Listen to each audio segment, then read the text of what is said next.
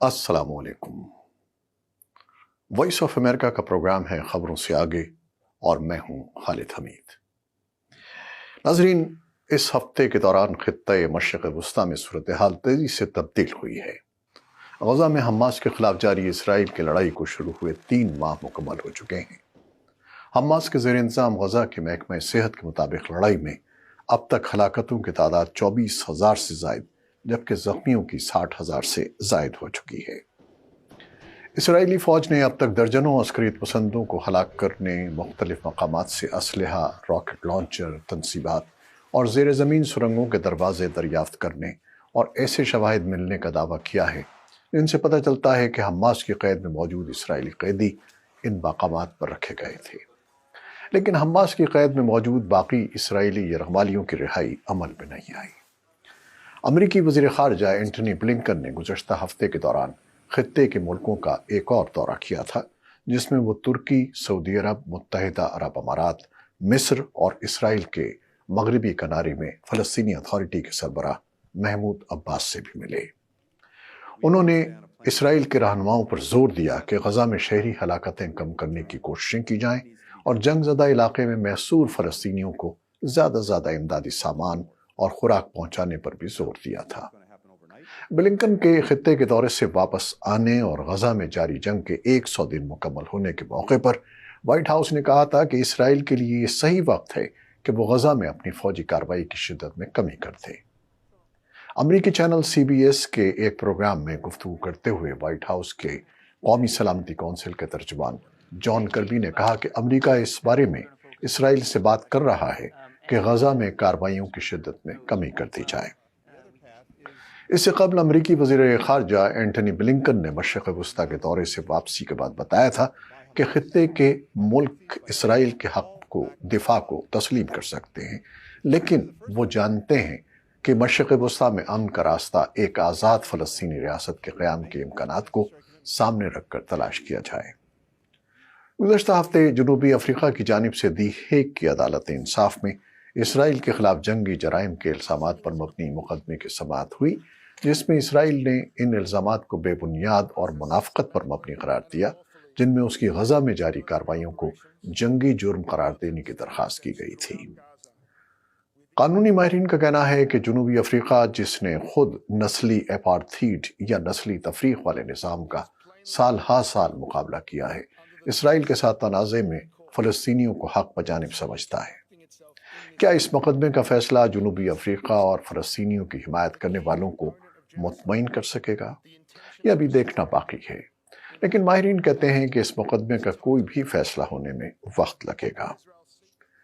ابھی عالمی عدالت انصاف میں اسرائیل کے خلاف جنوبی افریقہ کے مقدمے کی بازگشت تھمی نہیں تھی کہ بحیرہ احمر میں حوثی باغیوں کی جانب سے امریکی بحری جہاز کو 18 ڈرونز اور 3 اینٹی بیلسٹک میزائل فائر کر کے نشانہ بنانے کا واقعہ پیش آیا، جس کے جواب میں امریکہ اور اس کے اتحادی ملکوں برطانیہ، آسٹریلیا، بحرین اور ہالینڈ کے جنگی طیاروں نے یمن میں 28 مقامات پر حوثی باغیوں کے ٹھکانوں کو ہدف بنا کر حملے کیے۔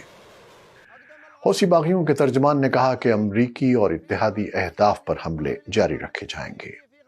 امریکی سینٹرل کمانڈ کے مطابق حوثیوں نے گزشتہ اتوار کو بحیرہ احمر کے جنوبی علاقوں میں USS لیبون نام کے امریکی جنگی بحری جہاز کو نشانہ بنانے کی کوشش کی۔ یہ میزائل بحیرہ احمر کے ساحلی شہر حدیدہ کے قریب سے فائر کیا گیا تھا، جو طویل عرصے سے حوثیوں کے قبضے میں ہے۔ حوثیوں کا کہنا ہے کہ وہ بحیرہ احمر میں بین الاقوامی بحری جہازوں کو اسرائیل کے غزہ میں حملوں کے جواب میں نشانہ بنا رہے ہیں۔ ان کے بقول وہ اس وقت تک یہ حملے کرتے رہیں گے جب تک غزہ میں لڑائی ختم نہیں ہوتی۔ اب تک حوثیوں کے حملوں میں امریکہ یا اتحادی ملکوں کے کسی بحری اثاثے یا فوجی تنصیب کا کوئی بڑا نقصان نہیں ہوا، لیکن حوثی باغی بحیرہ احمر کی جس اہم تجارتی راہداری کو نشانہ بنا رہے ہیں، وہ ایشیا اور مشرق وسطیٰ کی توانائی اور کارگو کی ترسیل کو نہر سویز کے راستے یورپ سے جوڑتی ہے۔ حوثی باغیوں کے اہم تجارتی راستوں پر حملوں کے بعد توانائی اور دیگر اہم تجارتی املاک کو لے کر ایشیا اور مشرق وسطیٰ سے یورپ جانے والے تجارتی بحری جہاز روٹ بدل کر لمبے مگر محفوظ راستوں سے بحری سفر کر رہے ہیں، جس کا نتیجہ یہ ہے کہ بین الاقوامی تجارتی اخراجات میں اضافہ ہو گیا ہے۔ حوثی باغیوں کے تجارتی بحری جہازوں پر حملوں اور اتحادی ملکوں کے جوابی حملوں کے بعد خدشہ ظاہر کیا جا رہا ہے کہ دنیا بھر میں تیل کی قیمتیں بڑھ سکتی ہیں، جس سے تجارتی اخراجات مزید بڑھ جائیں گے۔ سمندر کے ذریعے ہونے والی عالمی تجارت کو کورونا وبا کے 2 سال کے دوران پہلے ہی زبردست نقصان پہنچا تھا، اس لیے مبصرین اس تنازع کو بڑھنے سے روکنے پر زور دے رہے ہیں۔ کئی لوگوں کا خیال ہے کہ یمن کے حوثی باغیوں کو ایران کی حمایت حاصل ہے۔ دوسری طرف لبنان میں سرگرم حزب اللہ ملیشیا کے بارے میں بھی ایسا ہی کہا جاتا ہے کہ اسے بھی ایران کی سرپرستی حاصل ہے۔ امریکہ کے وزیر خارجہ اینٹونی بلنکن نے اپنے حالیہ دورہ مشرق وسطیٰ سے واپسی کے بعد ایران کو تنہا کرنے کی بات بھی کی ہے۔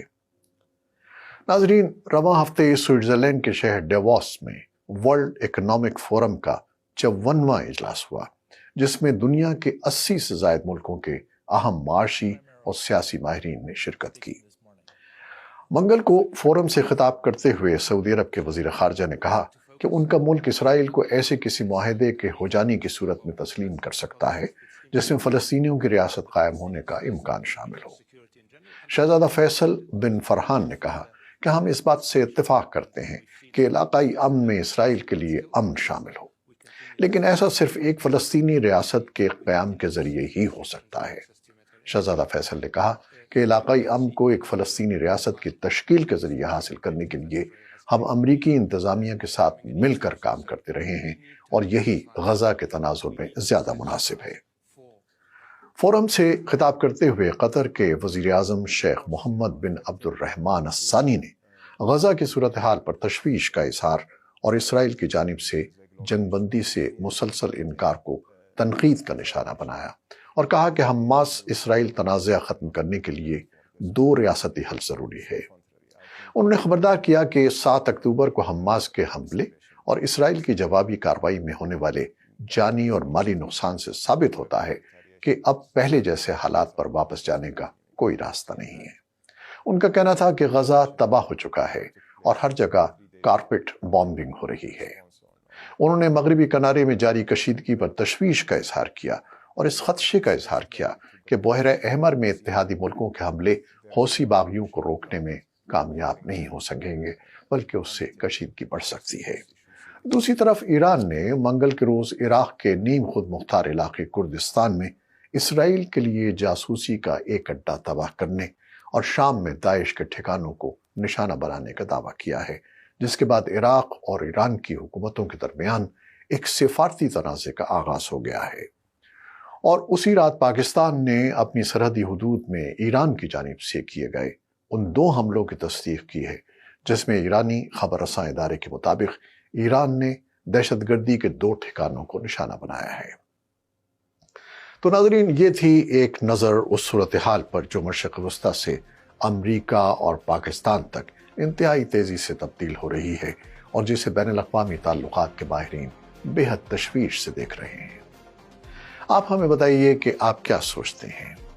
آپ کے خیال میں کیا کوئی ایسا راستہ ہے جس سے دنیا میں امن قائم کیا جا سکے؟ ہمیں آپ کی رائے کا انتظار رہے گا۔ خالد حمید کو اجازت دیجیے۔ اللہ حافظ۔